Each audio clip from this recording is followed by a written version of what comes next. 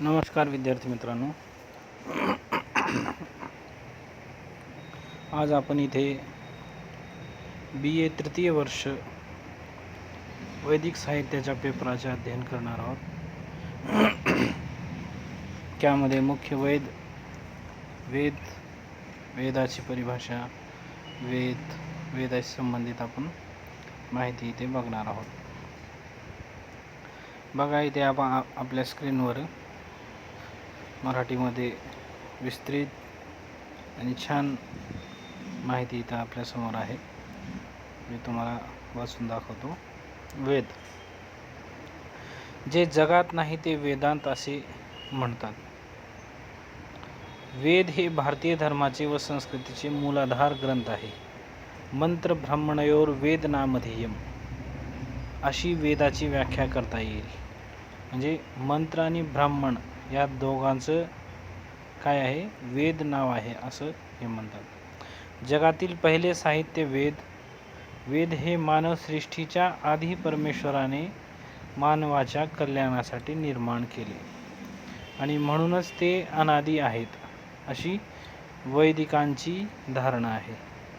ऋग्वेद, यजुर्वेद, सामवेद आणि अथर्ववेद यांना वेद अथवा संहिता असे म्हटले जाते. या वेदांचे संहिता, आरण्यके, ब्राह्मणे आणि उपनिषदे असे 4 उपविभाग आहेत. सर्वप्रथम आपल्यासमोर येथे 4 वेद येतात. ते म्हणजे ऋग्वेद, यजुर्वेद, सामवेद आणि अथर्ववेद. त्यानंतर त्यांची आरण्यके ग्रंथ येतात. त्यामध्ये बृहदारण्यक, छांदोग्य आरण्यक हे असे तैत्तिरीय आरण्यक, हे आरण्यक ब्राह्मण ग्रंथ, शतपथ ब्राह्मण, गोपद ब्राह्मण आदी ब्राह्मण ग्रंथ आहेत. त्यानंतर उपनिषद, ऐतरेय उपनिषद, तैत्तिरीय उपनिषद, ईशोपनिषद हे उपनिषदे येतात. असे हे त्यांचे उपविभाग आहेत. उपनिषदे ही वेदांच्या शेवटी येतात. सर्वात शेवटी म्हणलं तर वेदाचा सर्वात शेवटचा अंग म्हणलं तर उपनिषदे हे येतात.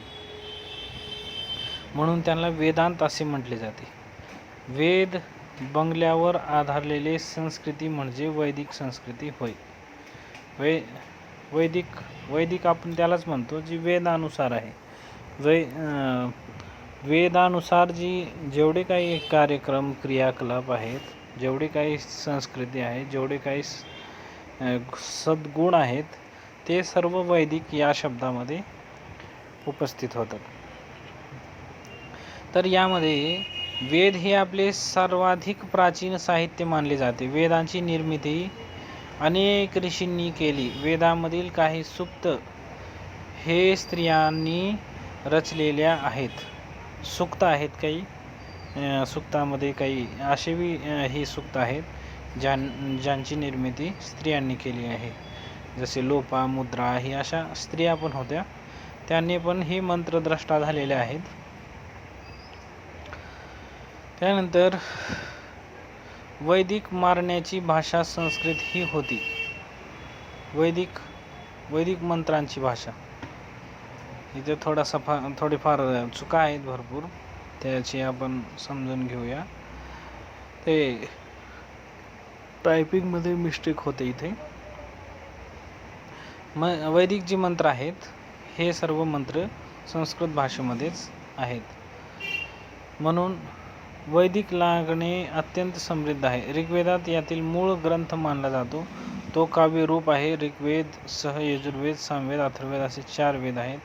या 4 वेदांच्या ग्रंथांना संहिता असे म्हणतात. जसं की आपण पूर्वच याचा अध्ययन केलेलं आहोत. ऋग्वेद हा जो ग्रंथ आहे, हा ग्रंथ आपला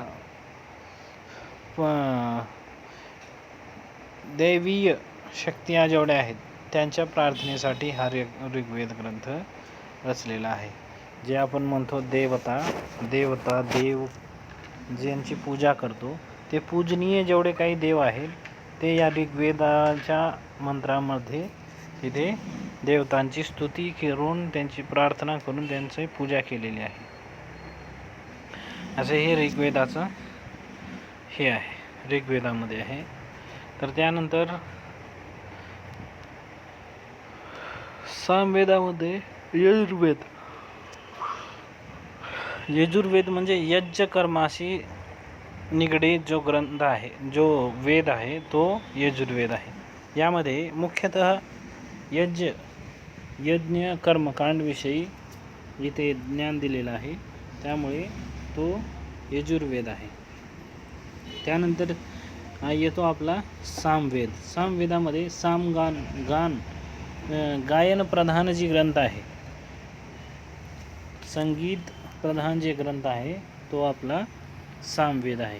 यामध्ये सर्व गायन कला यामध्ये विहित आहेत. यामधूनच सर्व गायनाच्या कला आपल्यासमोर उपस्थित होतात. त्यानंतर अथर्ववेद असा वेद येतो, चौथा वेद आहे. तो विज्ञानपरक गोष्टींना धारण केलेला आहे. वैज्ञानिक जेवढे काही शोध झालेले आहेत ते सर्व आपल्या वेदामध्ये, अथर्ववेदामध्ये पूर्वनिहित आहेत. त्यापासूनच सर्व औषधी वनस्पती औषधी या सर्वांचा शोध आहे. त्यामधूनच सर्व वैज्ञानिक विमान आदी कम्प्युटर आदी साहित्याचा शोध तेथूनच निघतो. तर हे आपले 4 वेद आहेत. यानंतर या वेद शब्दाची उत्पत्ती आपण इथे बघूया. वेद हा संस्कृत शब्द असून तो विद ज्ञाने धातू आहे. ज्ञान म्हणजे विद म्हणजे ज्ञान अर्थामध्ये धातू आहे. या संस्कृत धातूपासून तयार झाला आहे. वेद या शब्दाचा अर्थ आहे ज्ञान, तेच धातू आहे, धातुपाठमध्ये आहे. हे विद ज्ञाने नावाची सूत्र असल्यासारखे असा सुद्धा घेतला जातो. वेद भक्तांच्या दृष्टीने हे ज्ञान पवित्र आणि दैवी ज्ञान आहे, परंतु मूळ रूपामध्ये हा शब्द साहित्य ग्रंथामध्ये एक विशाल राशी विशेषाचा बोधक आहे. प्राचीन काळी ऋषींना वेद दिसले म्हणून त्यांना वेद असे नाव मिळाले आहे. सच्चित आणि आनंद असे ब्रह्माचे स्वरूप असल्याचे वेदामध्ये म्हटले आहे, म्हणून वेदाला ब्रह्मा असेही म्हणतात. जो ग्रंथ इप्सित फलाची प्राप्ती आणि अनिष्ट गोष्ट दूर करण्याचा मानवी बुद्धीला अगम्य असा उपाय दाखवून देतो, त्याला वेद असे म्हणावे. हे असे थोडक्यामध्ये वेद शब्दाची उत्पत्ती इथे आपल्यासमोर मांडलेली आहे. त्यानंतर वेदाचा आविष्कार.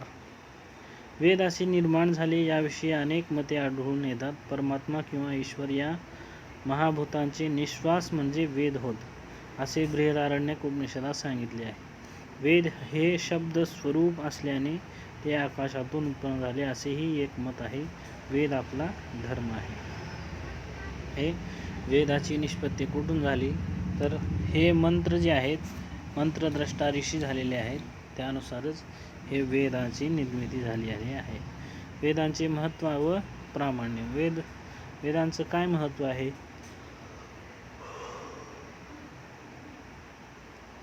वेद हे आर्य धर्माच्या मूलस्थानी आहेत.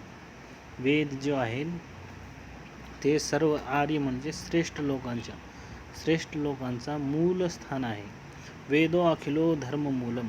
सर्व धर्माचा, सर्व कर्तृत्वाचा, सर्व कर्मत्वाचा जे मूळ आहे ते एकमात्र वेदच आहे, असे मनुवचन प्रसिद्ध आहे. हे मनु महाराजाचे वचन आहेत मनुस्मृतीमध्ये. वेदावरून तत्कालीन आर्यजनांचा भौतिक उन्नतीची कल्पना येते. व्यक्ती, समाज आणि राष्ट्र या 3 गोष्टींच्या माध्यमातून आर्यांनी भौतिक उत्कर्ष साधला होता. वेद स्मृती, सदाचार आणि स्वतःचा अंतःकरणास जे बरे वाटेल ते अशी धर्माची 4 प्रकारची लक्षणे आहेत. भारतीय आस्तिक दर्शनांनी आपापले तत्त्वज्ञान मांडताना वेदांचा आधार घेतला आहे, असे हे आपल्या इथे हे आहे. वेदांचा कालनिर्णय असा समजला जातो की ख्रिस्ती शतकापूर्वी 1000 वर्षांच्या पलीकडच्या 2500 वर्षापर्यंत मानला जातो. 2500 ते 1750 हे ऋग्वेदिक काळ असा म्हटला जातो. त्यानंतर उत्तरवैदिक काळ हे असे 1700 ते 1750 ते 500 600 इसवी पूर्व मानला जातो. हे असं काळाचं खंडन आहे. वेदांचे रक्षण व अध्ययन. व्यासांनी वेदाचे प्रवर्तन केले व त्यांच्या शिष्यांनी वेदांचे ग्रहण करून त्यांची परंपरा पुढे चालू ठेवली. हे सर्व शिष्य ज्ञानोपासक होते. वेदांचे अध्ययन करणे, त्यांचे अध्यापन करणे व वेदांचे संरक्षण करणे त्यांचे जीवित कार्य होते. म्हणूनच मूळचा वेदमंत्रामध्ये कोणत्याही प्रकारचा बदल होऊ नये यासाठी प्राचीन ऋषींनी अनेक क्लृप्त्या योजल्या आहेत. हे वेदमंत्र सस्वर असे टिकावेत यासाठी आणखीन एक युक्ती प्राचीन आर्यांनी योजली आणि ती म्हणजे वेदांच्या विकृती तयार करणे ही होय. वेदांचा स्वरूप. वेदांमध्ये अग्नी, इंद्र, वरुण, उषा, मरुत अशा विविध देवतांची स्तुतिपरक सूक्ते आहेत. वैदिक ऋषींनी निसर्गातील वेगवेगळ्या शक्तींना उद्देशून रचलेली ही स्तोत्रेच आहेत. वैदिक काळातील कुटुंब व्यवस्था, लोकजीवन, संस्कृती, आश्रम व्यवस्था, शिक्षण पद्धती, राष्ट्रदर्शन, तत्त्वज्ञान विषयक संकल्पना अशा विविध मुद्द्यांची माहिती आपल्याला वेदांमध्ये अभ्यासायला मिळते. आधुनिक काळात ही अभ्यासायाची गरज. आधुनिक काळामध्ये, आताच्या काळामध्ये वेद हे आपल्याला दिसून येत नाही, याचा अध्ययन आपण करत नाही आहे. त्यामुळे हे आजच्या काळामध्ये सक्त गरजेचा विषय आहे. वेदांविषयी मराठी पुस्तके असे आहेत. अनोखा परिचय ऋग्वेद आणि उपनिषदाचा रघुनाथ जोशीचं पुस्तक आहे. ऋग्वेद शांती सूक्त आहे, केशवशास्त्री जावळेकर. ऋग्वेद सार आदी पुस्तके, अनेक पुस्तके आहेत, ते आपण अभ्यासायला पाहिजे. त्यापासून आपल्याला वैदिक वेद या सर्व गोष्टींची जाणीव होते. या सर्व ग्रंथांचा परिचय आपल्याला अत्यावश्यक आहे. तरी आपण हे पुस्तकांचे अध्ययन केलं पाहिजे. धन्यवाद.